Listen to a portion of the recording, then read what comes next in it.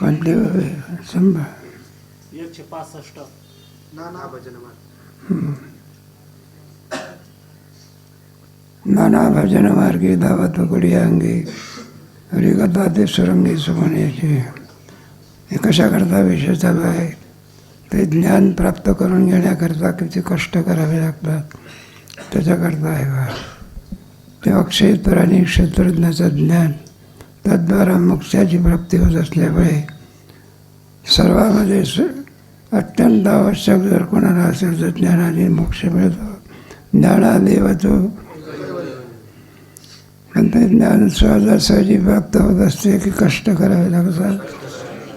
सहजासहजी मिळते का? सहजासहजी मिळाले असते बद्ध कोणीच राहिला नसता. मग काय सगळे काय झाले असते? भजन मार्ग नाना भजन मार्गे धावत उघडी अंगे. त्या भजनामध्ये काही प्रकार आहे तेव्हा निरपेक्ष भजन होणं फार कठीण आहे. अनुभवानं घेणं असं आहे ना. तेव्हा ठिकठिकाणी भजसेवा या भक्ती म्हणतात ना. भजन मार्ग म्हणजे भक्ती मार्ग. आपण भजन म्हणतो भजसेवा या असं तात्पर्य त्याच्यामध्ये. म्हणजे सध्याचे प्रकार पाडायचे भक्तीचे 9 भक्ती आहे. श्रवणं कीर्तनं विष्णू स्मरणं अर्चनं वंदनं दास्यं भक्त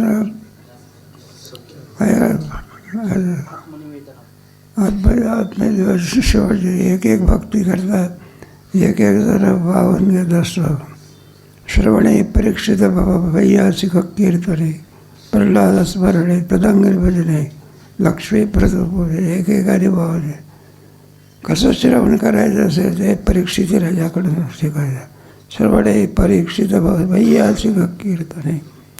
कीर्तन कसं करायचं? नारदाकडून शुकाचार्याकडून सुंदर असते. एकेका पात्राचं एकेका भक्ती करता वाहून घेतलेलं असतं आहे ना. कोणाचं श्रवण भक्ती, कोणाची मनन भक्ती, कोणाची पादसेवन भक्ती. भक्तीचे 9 प्रकार केले आहेत. भावात उघडी अंगी. आता या ज्ञानोबाराच्या सोहळ्यामध्ये आपण नाही का धावत उघडी अंगी. श्रीमंत लोक तिथं काही सोयी असते का? सगळ्या गैरसोयी असते.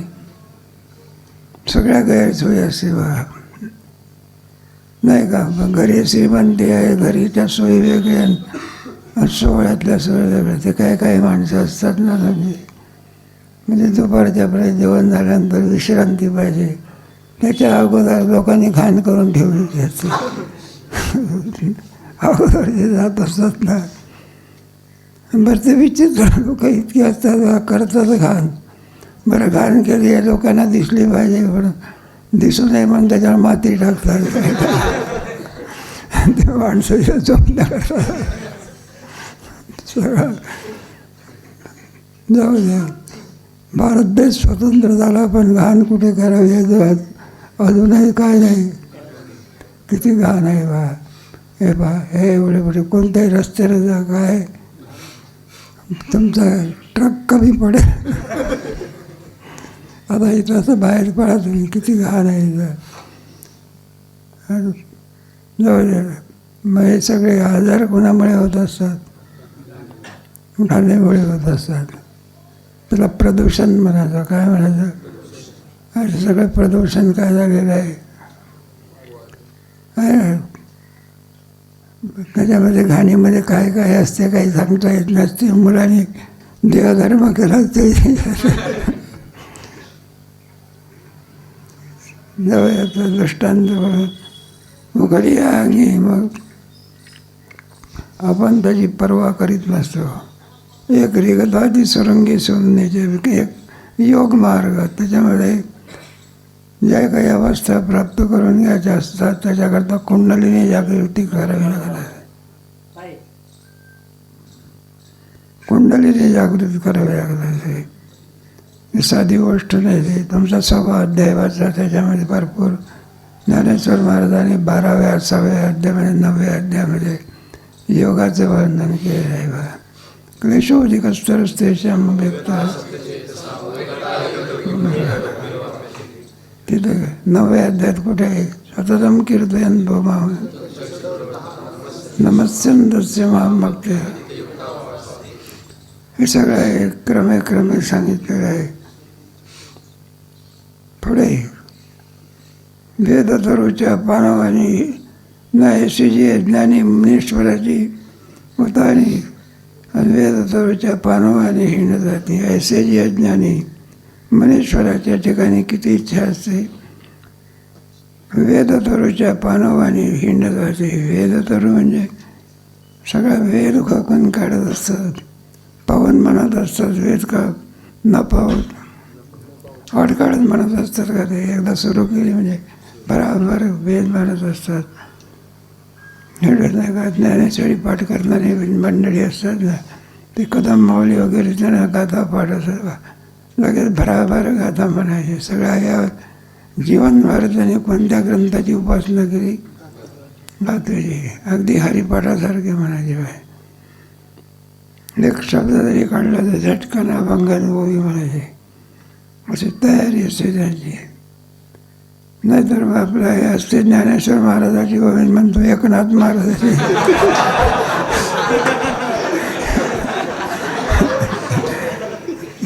आम्हाला ज्ञानेश्वरी माहिती नाही, काय म्हणते बा गाताही माहिती नाही. आपण कीर्तन करतो मग एकच ओवी पाठायला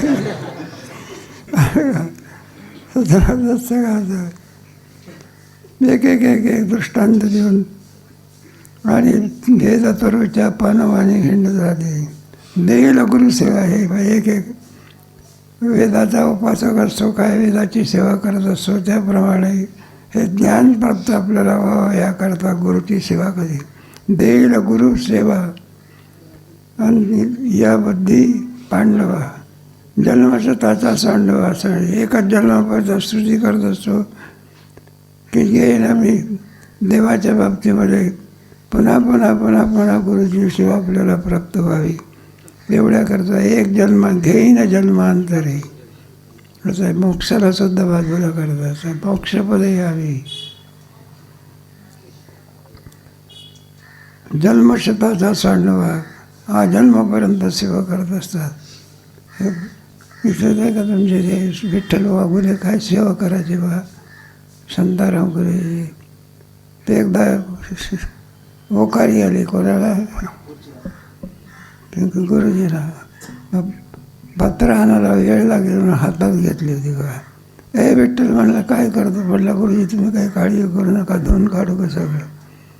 सेवा म्हणजे पुढे आहे तुम्हाला आचार्योपासनं शौचम. त्याच्याकरता जवळजवळ 50 वगैरे ते पदावर ते घातलेले आहे. पुढे आहे बघा अमानितम दम्मितम हिंसा शांती आचार्योपासनं शौचम सही. पुढे एक दृष्टांत. ज्ञानाच्या ते ज्ञान काय करत असतं आपल्याला प्राप्त झाल्यानंतर. जया ज्ञानाची चिंता दिगवणी अविद्येवरी आणि जीवात्मय आत्मने. दया ज्ञानाची एकदा ज्ञान का प्राप्त झाला म्हणजे जी अविद्या आहे ती अविद्या नाहीशी होत असते. असा सूर्योदय झाला म्हणजे प्रकाश झाला म्हणजे अंधार राहत असतो का. मग कुठे जात असतो. हळूहळू जात असतो. अरे हळूहळू जातो. प्रकाश पडायचा अवकाश की अंधार काय झाला संपला. तसं एकदा गुरुकडून ज्ञान प्राप्त झाल्यानंतर आजन्मापर्यंत आणखी भोगत असलेली जी अविद्या ती अविद्या एका क्षणामध्ये काय होत असते निवृत्त होत असते. आणि जीवात्मया बुजावणी मांडवली दे. जीवात्मा म्हणजे जीव इकडे तिकडे फिरतो पण त्याला विश्रांती प्राप्त होत नाही. विश्रांतीचे स्थान म्हणजे ब्रह्मरूपदा. आता निश्चिंतीने पावलो कुंडलिया धावा. जीवात्मया बुजावणी मांडवली दे. आपलं सगळं वेळ असतं आत्मस्वरूपाचं ज्ञान घेण्याच्या वेळेला देहालाच काय समजतो. आत्मा समजतो. वेदांतशास्त्रामध्ये शिकायचं कशा करता असते. मग देह आत्मा होऊ शकतो की आत्म्याचं स्वरूप वेगळं असते, नाही का. आणि या धर्मधारीशी या देहाचा विठ्ठल म्हणे का रे, सगळे देहात्मावादी आपण हवं, नाही का. देह म्हणजेच आत्मा, आत्मा म्हणजेच देह आहे. 4 वाक्य तत्त्वज्ञान म्हणतात. आत्मा देह कुठे आत्मा होतं, पंचदशी शिकले ना तुम्ही. त्याच्यामध्ये कोश विवेक आहे. देह कोणता कोश आहे? अन्नमय कोश आहे. मग अन्नाने वाढलेला शरीर हे कुठे आत्मा होऊ शकते का? मग आत्मा याच्यातून काय आहे? प्रकाशन करतो. कोणाचं? या सर्व कोशाचं प्रकाशन कोणामुळे होते? ज्याच्यामुळे ते तो आत्मा आहे. यदा व्यक्तिकरण तेजो जगत. आत्मा जड स्वरूप आहे का ज्ञान स्वरूप आहे? आणि ते ज्ञान सर्वाचं काय करतं? त्या पंचदशीच्या 3ऱ्या प्रकरणामध्ये आहे. त्याला कोश विवेक म्हणतात. अविदेव काय जीवात्मा अविदेवने आणि जीवात्म्याची जीवाला आपल्या स्वस्वरूपाची प्राप्ती करून दिली. इंद्रियाची द्वारे आडी, प्रवृत्तीची पायमोडी, म्हणजे दैन्याची भेडी. इंद्रियाचे द्वारे आडी, आता कुठे धावे? नदी समुद्राला मिळाली म्हणजे तिची धाव काय होते? त्याप्रमाणे स्वस्वरूपाची स्थिती प्राप्त झाली की मनाची धाव काय झाली? संपली. मग मात्र मन काय होत असतं? शांत होत असतं. नाही तर चंचल आहे मन कृष्ण प्रमादी निग्रह म्हणणे वाय. मन कुठे आणखी स्थिर राहतं, स्वरूप जाईल. 6व्या अध्यायामध्ये आहे ना, भगवंताने साम्य योग सांगितला, नाही का. एतस्याहं न पश्यामि चंचलत्वा स्थितिर्थिराम. ज्या मनावरती योग करायचा साम्य योग, ते मन स्थिर स्वरूपाचं आहे का चंचल स्वरूपाचं आहे? जमिनीवर घर होत असते का समुद्रावर घर होते? नाही का. अरे जमिनीवर घर बांधत असतात का समुद्रावर घर बांधतात? समुद्रावर का बांधत नाही? दगड टाकलं की ते बांध. मग सारख्या लाटा येत असतात. त्याप्रमाणे मनामध्ये एक चिंतन असते की एका चिंतनामध्ये 50 चिंतन होते. क्षणाक्षणामध्ये ते बदलत असते. ते तत्वच आहे. त्याला मनोनिग्रह असं म्हणत असतात. मी एका मनाचा का निग्रह झाला तर आपोआप सगळ्याचा काय होतं? मनोइत्यचे इंद्रियाध्यक्ष म्हणजे सर्व इंद्रियाचा राजा कोण आहे? इंद्रियाचे द्वारे आडी, प्रवृत्तीची पायमोडी. प्रवृत्ती संपली नाही का. आता निश्चिंतीने पावलो विसावा कुंडली. दैन्याची फेडी माणसाची. असं मनामध्ये असणारे काम क्रोध आदी करून जे विकार असतात, तोपर्यंत कुठे माणसाला समाधानात शांती मिळत असते का? ते काय जोपर्यंत समाधान नाही तोपर्यंत चंचल प्रणाली मनाचा जाऊ शकत. असं एखादं गुर असतं किंवा काही असतं, सारखं इकडे तिकडे फिरत असतं. मग काय करत असते? मग शेतकरी म्हणा किंवा काही, त्याला खुंट्याला नेऊन काय करायचं आणि मग पुढं ते स्थिर राहतं बा. जोपर्यंत खुंट्याला बांधत नाही तोपर्यंत कुठे जाईल काही सांगता येत नाही. काही काय होते, गाढव मात्र आहे, त्याला खुंट्याला बांधण्याची काय नाही. त्याला वाटते कोणी ते शेतकरी आपलं त्याच्यावर काय होते, गाढव होते बा काहीतरी 20-25 गाढव परक्या गावामध्ये त्यांनी चारण्या करता नेले. रात्रीच्या प्रहरी घरी आणावं तर पाऊस पडला, मध्यंतरी नदी भरून चढली. असं गाढव काय करायचं? मग पाटलाच्या घरी पूर्वीच्या काळामध्ये उणिवा भरून काढत असत. मग पाटलाच्या घरी गेला म्हणलं असं असं आहे, बरं आहे म्हणलं तुमची गाडवं काय करा, राहू द्या तुम्ही रात्रीच्या प्रहरी मुक्काम करा. मग ती गाडव मोकळी बघा.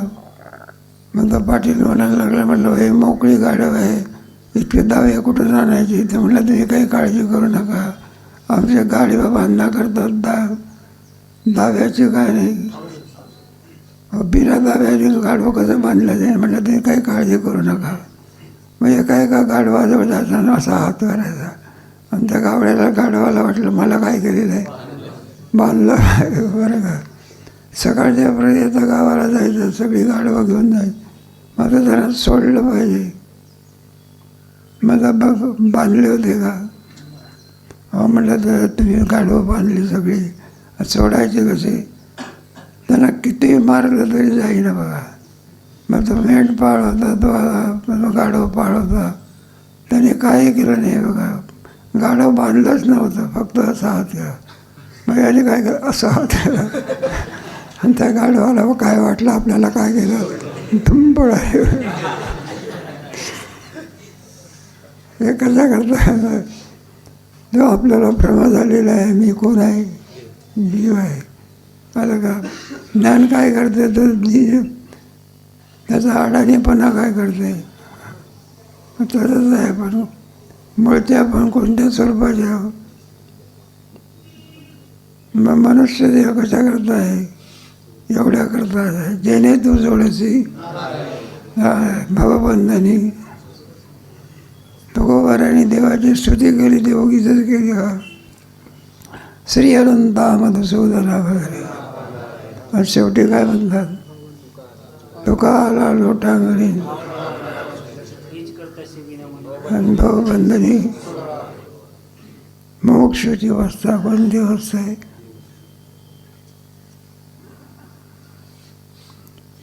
इंद्रियाची एक दृष्टांत, दैन्याची पेढी माणसाची, द्वैताचा तो काळबा आहे. हे द्वैत असताना हे सगळ्या दुःखाला कारणीभूत आहे. साम्याचे सुयानेलाही बरं का. माझा एकदा द्वैत गेल्यानंतर द्वैत स्थिती प्राप्त होत असते. या ज्ञानाची सोयायची खरी. जे ज्ञान झाल्यानंतर एवढा लाभ आपल्याला काय होतो, प्राप्त होतो.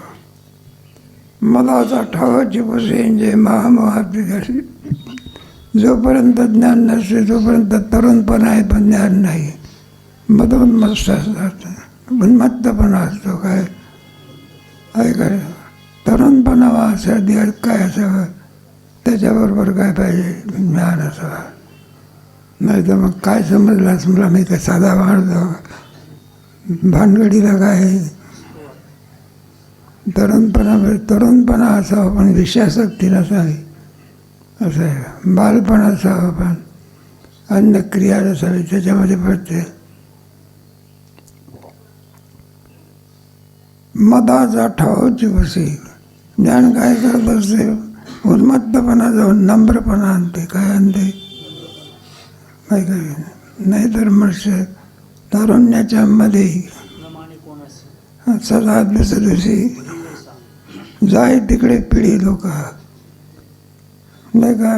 लॉजमध्ये जायचं, कोणाच्या याच्यात जायचं, बरं तिथले पदार्थ खायचे. म्हटलं बिल द्या, की बिल मागतो का? अलीकडे असंच चाललं आहे का. बिल तर देत नाही पण खंडणी मागतात. काय आता आम्ही एका ठिकाणी डॉक्टरच्याकडे आम्ही गेलो होतो. दोन माणसं अगदी असं वाटलं जंटलमन आहे, काहीतरी रोग तपासण्याकरता आले असेल काहीतरी आता डॉक्टरच्याकडे.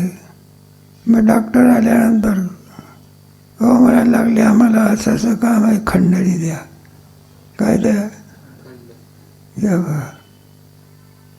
अलीकडचा नाहीतर मुलालाच पळवून घ्यायचं. तो पुढे काय याला गुन्हेगारी जगत म्हणतात. कोणतं अलीकडे माझा म्हातारा मनुष्य म्हणत असतो का, पदार्थ खायचे आणि बिल नाही द्यायचं असं म्हातारा म्हणतो का? मग कोण मानतं? तरुणपणा. जाऊ दे, आपलं काही हे विषय नाही, ज्ञानेश्वरी विषय आपला. मग ज्ञान काय करते? उन्मत्तपणा घालवते, नम्रपणा आणते. काय आणते?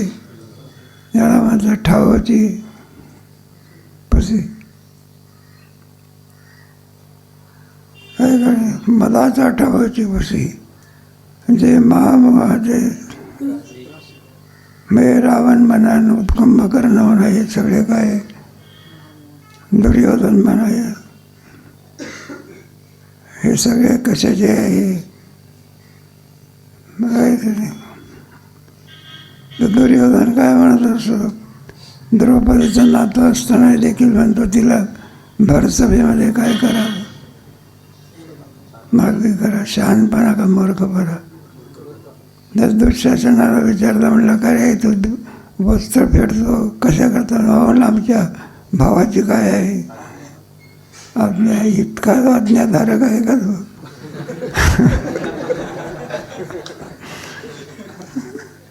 भावाने सांगितलं काय फेडा? वस्त्र फेडा.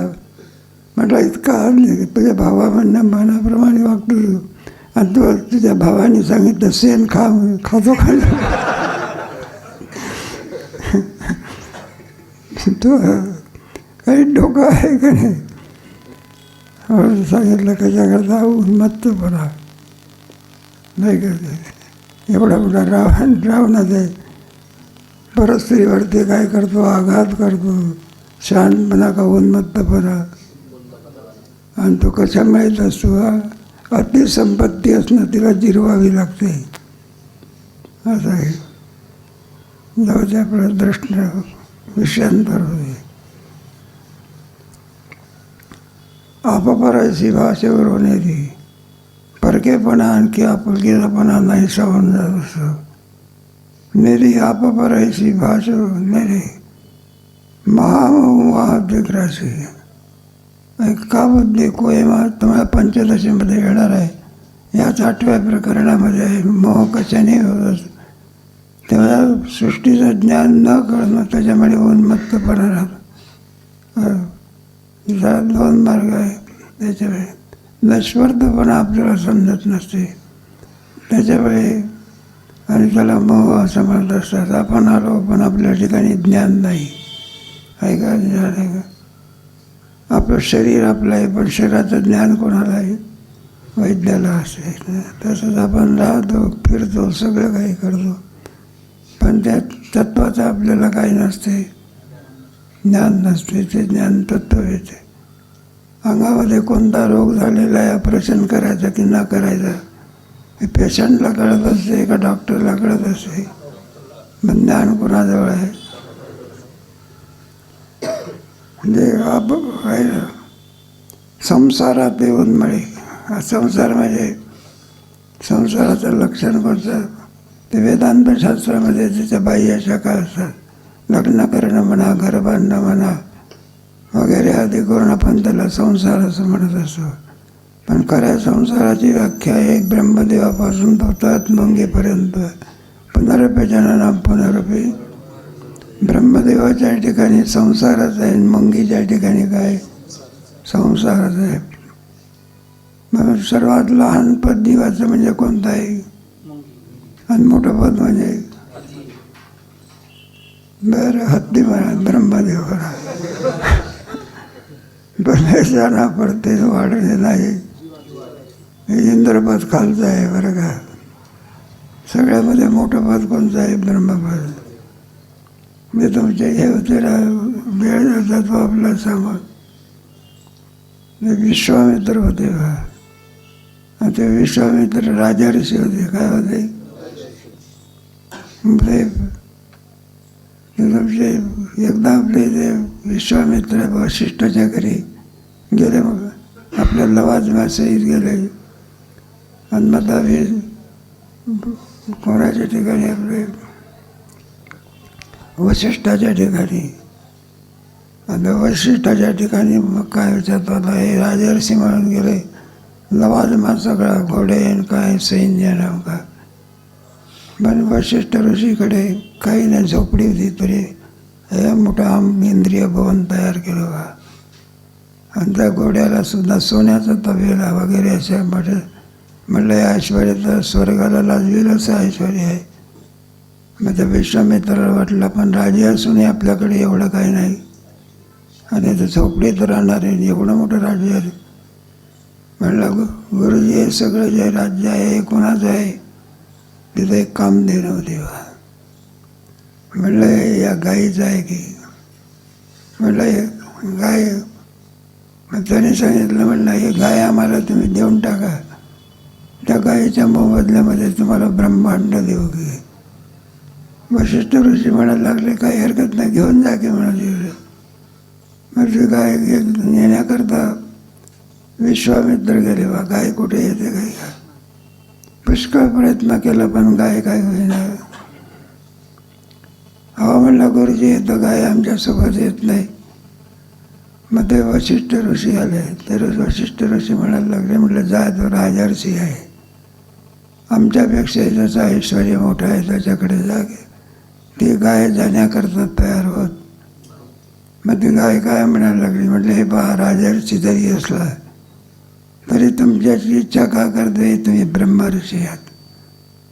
दोघं आहे आता तुम्ही कोण आहात? मग गाय कोणाचा आश्रय करते? ऐके तो का म्हणे आले समर्थाचे जरी होय राहणार. हे सामर्थ्य कोणाचं आहे? ब्रह्मर्षी. म्हणून असे नका मोठा कीर्ती जरी असला तरी सापेक्ष भाव असतो. निवडून दिला तर आमदार, नाही दिला तर खासदारही नाही, काय नाही. जाऊ द्या दृष्टांत. मग सर्वामध्ये आहे कशा करता हे सांगायचं होतं. संसारात उन्मळे संकल्प वृक्ष पक्षाळी अनावराते वेटाळी ज्ञेया तिची. संसाराला सामान्य होतं तोडून काढते, बुडातून उन्मळून टाकते. संकल्प भंग वृक्षाळी, सगळे संकल्प होण्याचे मन शांत होणार असतं. जर झोप्यामध्ये आपलं काही मन चिंतन करत असतं का? अनावरात वेटाळी ज्ञेय, ज्ञेयना ब्रह्म, त्याची उपलब्धी आपल्याला करून देते. जयाचे झाले पणे पांगुळा होय जे प्राणे, जयाचे निविंदाने जगये चेष्टे. जे ज्ञान एकदा अंतःकरणामध्ये ज्ञान झाल्यानंतर पांगुळा होय जे प्राणे, प्राण शांत होत असतो. किती जेवण करा, किती खाद्यपदार्थ पहा, तरी सुद्धा ज्याची भूक कधी शांत होत नसते.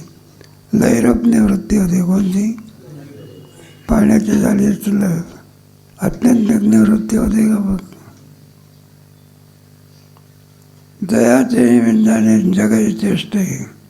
जय ज्ञान झाल्यानंतर जगाई चेष्टे म्हणजे जगताची हालचाल बंद होत असते.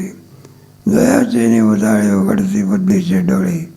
एकदा ज्ञान का प्राप्त झाल्यानंतर मग आता बुद्धीचे डोळे म्हणजे का झोपले होता का तो?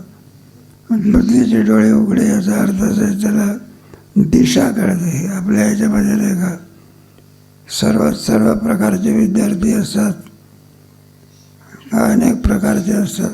ते विद्यार्थीच सांगतात बाबा म्हणले बाबा मी काही सामान्य नव्हतो, आई बापाला हाणायचा म्हणायला लागले. अरे कशा करता हाणायचा? म्हणलं दारू पिण्याकरता काय मागायचा, नाही दिलं तर. मग संस्थेमध्ये आल्यानंतर थोडी अक्कल आली म्हणजे मग त्याला कळते आपलं चुकत होतं, काय होतं.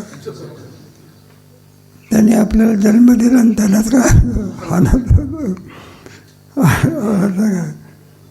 मग त्याला ते ज्ञान कुठं होत असते? बुद्धीला. जयाचे उजळते उघडती बुद्धीचे. त्याला केलेल्या कर्माचा काय होत असतो?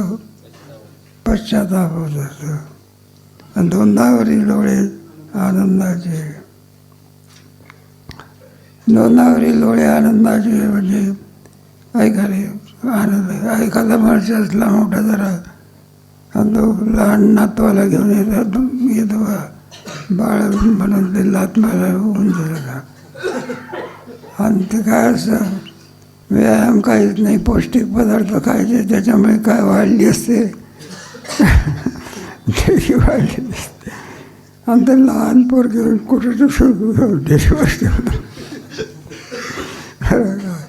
खांद्यावर घेतो का कुठे, खांद्यावर घेतो मला कुठे ठेवतो, 2 वरी लोळे आणि ते कार्ट पोटावर खेळतो 2 वरी लोळे. ज्ञानेश्वर हास्य विनोद असतो, नवराचं बरं. ऐसे जे ज्ञान पवित्र का निदान मिटाळले मन चोख की किंवा आपला कपडा जर असला तर आपण साबणीने धुवून काढून त्याला स्वच्छ करत असतो. शरीर असेल त्याला सुद्धा साबण घालून स्वच्छ करतो. पण मनाच्या ठिकाणी असलेली पाप वासना साबणीने जात असते का? मग त्याला काय पाहिजे? मग ज्ञान. मनामध्ये कोणते कोणते संकल्प येईल काही सांगता येत नाही. चोर माणसाच्या मनामध्ये कोणते संकल्प असतात? चोरी कशी करता येईल, कुठून घर फोडायचं, कसं करायचं, आतमध्ये कसं शिरायचं, हे सारे संकल्प चांगले असतात का वाईट? कॉपी करणाऱ्या पोराच्या मनात कोणते संकल्प असते? परीक्षक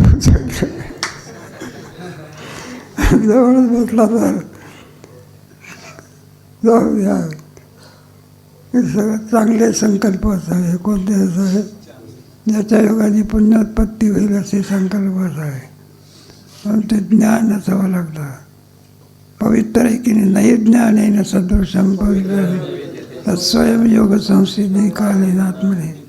ज्ञानाच्या योगाने वासनेमधले अंतःकरणातल्या वासना कोणामुळे जातात? साधनामुळे का? ज्ञानामुळे जात असतात. जे खळाची व्यंकटी त्या सत्कर्मी ती वाढव होता बरं जे तर विटाळले मन चोख शुद्ध बुद्धी होत असते. चित्त शुद्ध करी आहे काय?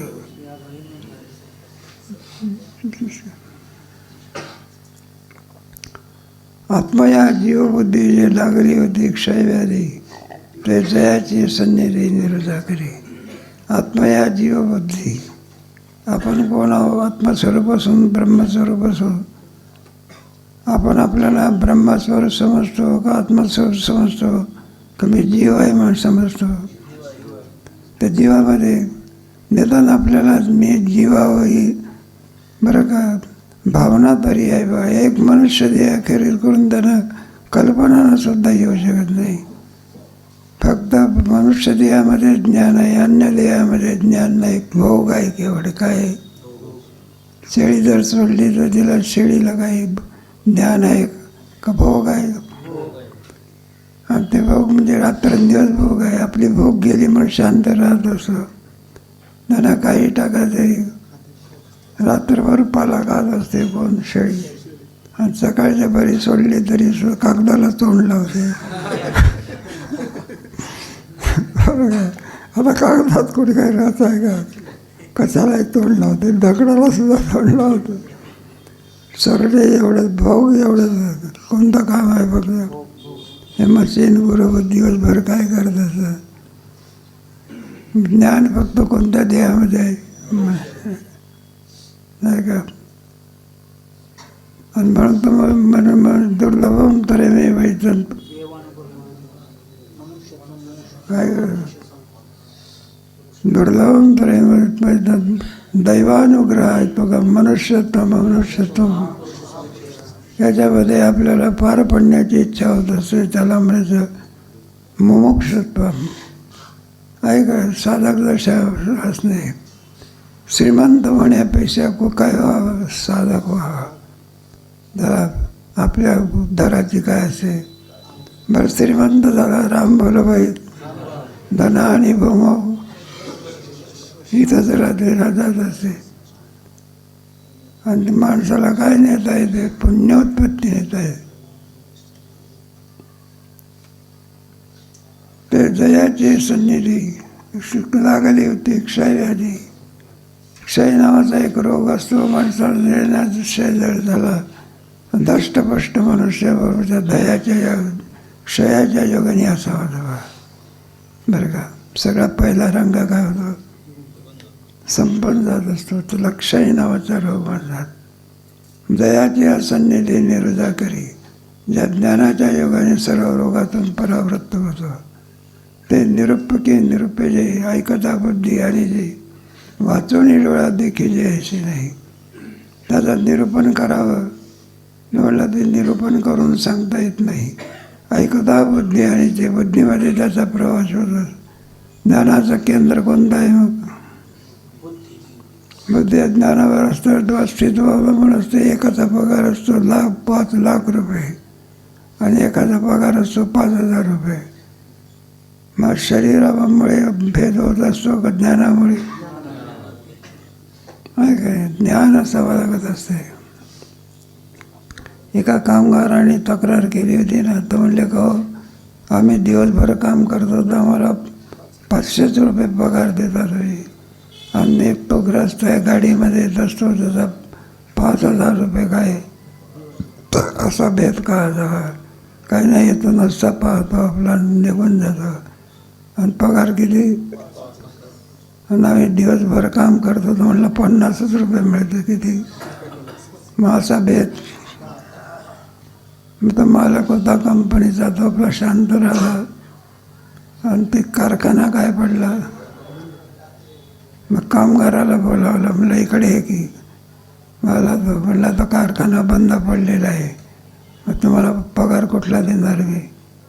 एक तर कारखाना सुरू करा तुम्ही, नाही तर काय करा, आपल्या घरी जा की, पैसा कुठला देणार? मग कारखाना सुरू करणे इतकी अक्कल आहे का कामगारामध्ये? झाडझूड करणे इतकी काय? बरं का, सगळे कामगार लोक आपापल्या काय करा, घरी जा की.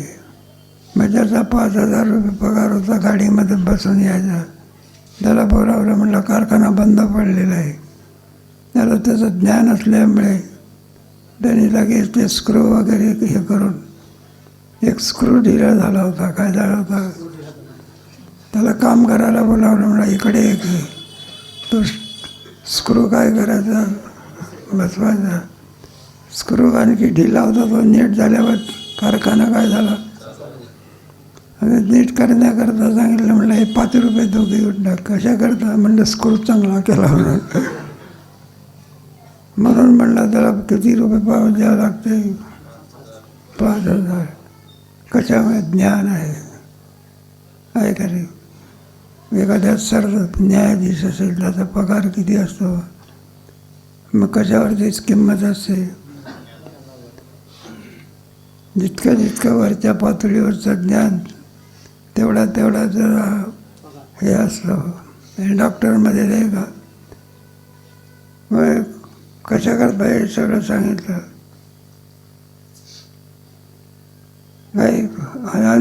पैकी ऐकता बुद्धी आणि जे बुद्धी हे केंद्र त्याचं आहे. आणि वाचवणी डोळा देखील जे ज्ञान कुठं काय डोळ्यानं दिसत असते का?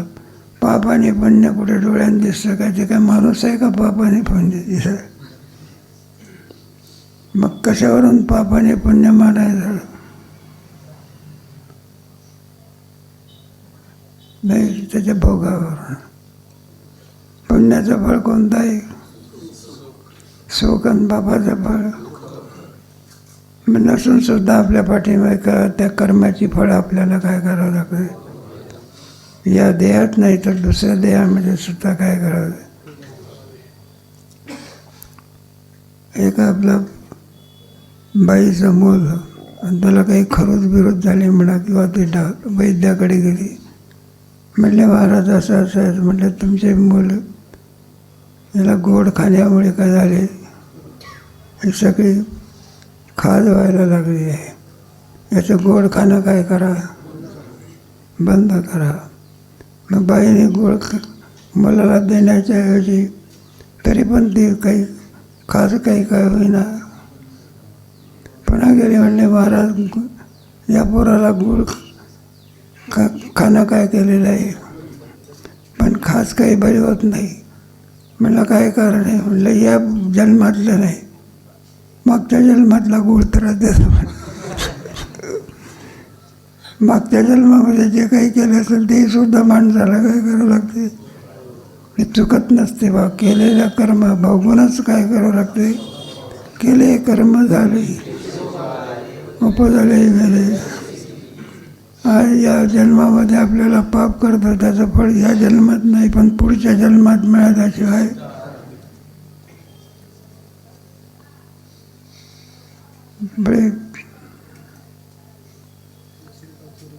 मग याची शरीर आपला प्रभाव करी तर इंद्रियाची या व्यापारी.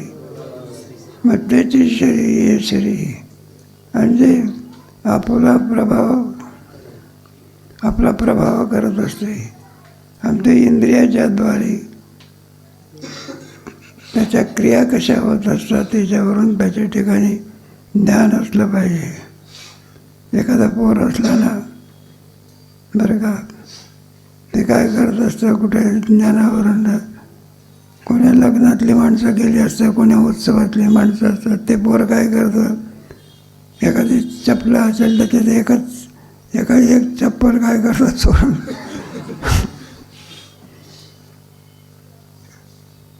हे सगळे संस्कार असतात आहे. आणि एखादा पोर असतं ते काय करत असतात, एखाद्याचं पाकिट मारतं ते पोरच असतं. पाकिट आणून देणारं ते काय असतं. मग एकाच्या ठिकाणी घराण्यातले काय असतात संस्कार, एकाच्या ठिकाणी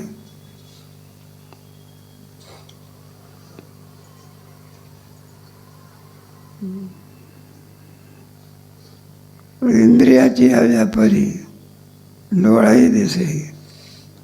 तेव्हा इंद्रियाच्या व्यापारी म्हणजे आपले जे इंद्रिय असतात त्याच्यावरून.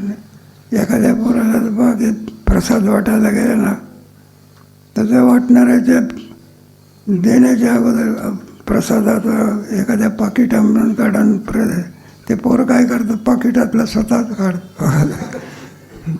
आणि एखाद्या पोराला द्यायला गेलं तर म्हणजे घेत नाही. अरे का घेत नाही, घे की प्रसाद घेतो म्हणलं आमच्या आईने सांगितलं. कोणाची वस्तू घ्यायची, संस्कारावरून काय करायचं समजायचं. इंद्रियाच्या व्यापारी दिसे.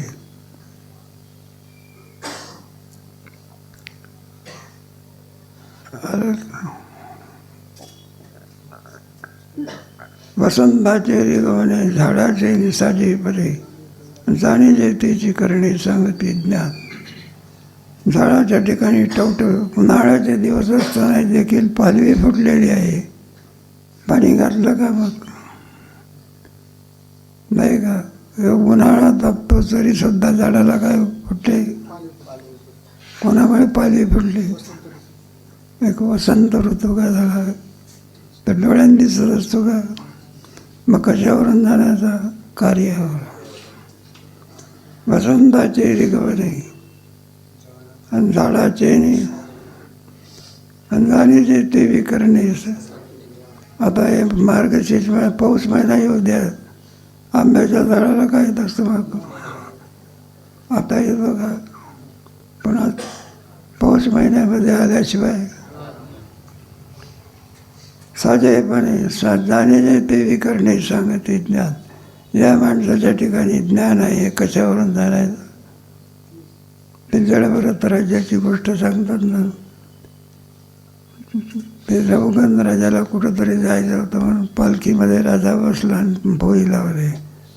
एक भोई चौकला ते जडभरत राजा एका झाडाखाली बसलेला होता. हे म्हणला घेऊन या त्याला, झाड लावा की पालखीला. जडभरत राजाला काय लावलं मग पालखीला लावा. मग चालायचं तर कृमी कुठं दिसला तर जडभरत अशी बुडी मारायचा. बुडी मारलं की त्या पालखीमध्ये बसलेला रघुगंधाला असं व्हायचा. गाडी आपल्या कारमध्ये तरी काही ठिकाणी गाडीचा रस्ता असतो, कोणता बैलगाडीचा रस्ता आहे आणि ती कार जायला लागली असे.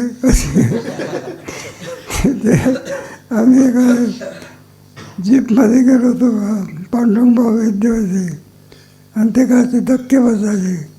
आणि जेव्हा रागावले पांडुरंग भाऊ त्या ड्रायव्हर, म्हटलं कसली गाडी चालवतो, सारे धक्के बसते. म्हणले महाराज तो जो ड्रायव्हरचा जाईल म्हणलं माझ्यावर कशा रागवता. म्हणजे रस्त्यावर रागवा रस्ता तसा तर आम्ही काय करणार होता. दृष्टांत असा सांगितला. पोटातलं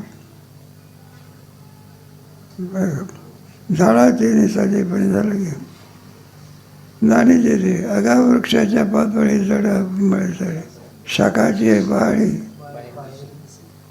जे वृक्ष असतात चैत्र महिन्यात सुद्धा त्यांच्या ठिकाणी पाली फुटते. याला पाणी तर घालत नाही, झाड तर काय होतं प्रफुल्लित दिसते. यावरून काय सिद्धांत होते, वरच्या पानाने कुंडीतली झाडं असतात, त्याला वरून काय घालावं लागते. आणि वडाची झाडं आणि पिंपळाची झाडं त्याला कोणी, हे तर एक पिंपळाचं झाड आहे बा, त्याला कोणी पाणी घालत असते का? पाणी तर वरून घालत नाही, झाड तर वाढल्याशिवाय मग कुठून पाणी भेटते.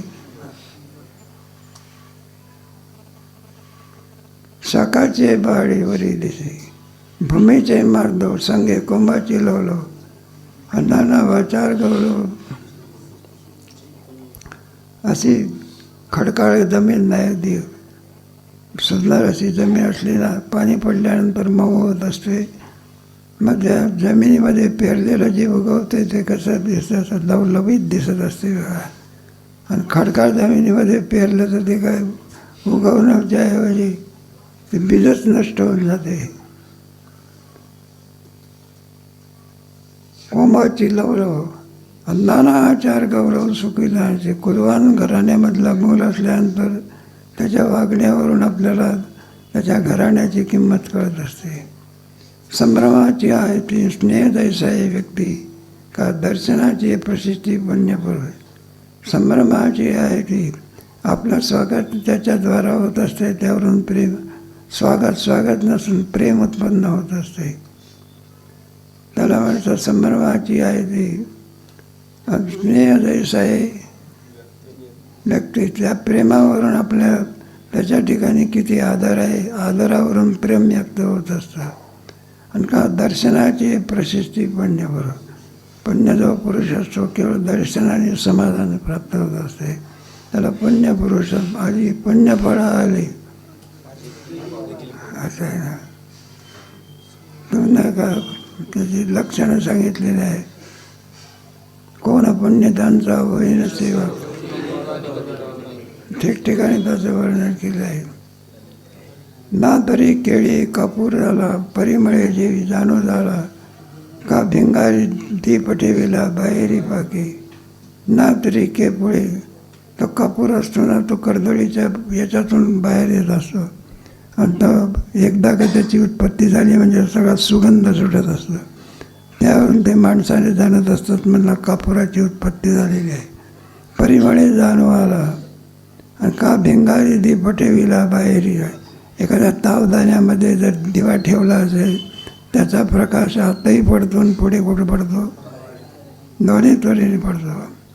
तैसे हृदयाचे निज्ञाने देई उमटती चेन्नई. आणि ते सांगू आता अवधाने चांगे. म्हणून आता हृदयाचे निज्ञाने एकदा ज्ञानाने अंतःकरणामध्ये प्रवेश केल्यानंतर तेही उमटती चेन्नई. मग त्याची पूर्वावस्था बदलून जात असते आणि उत्तरावस्था आहे काय. एखादा अट्टल चोर असला तर पूर्वावस्थेमध्ये तो चोऱ्या करत असतो, आणि एकदा ज्ञान झाल्यानंतर दुसऱ्याची पडलेली वस्तू काय करतो, त्याला नेऊन देतो. हा ज्ञानाचा प्रकाश असतो. देही उमटती चेन्नई.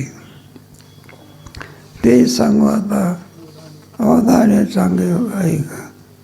जेव्हा आमच्याकडून ते सांगणार आहोत ते सगळी ते 18 त्याची लक्षणं आहे. अमानित्वम अदम्यत्वम अहिंसा क्षांती आर्जवम आचार्य उपासना शौचम स्थैर्यम. याचा विचार केलेला आहे. तो विचार कधी सांगू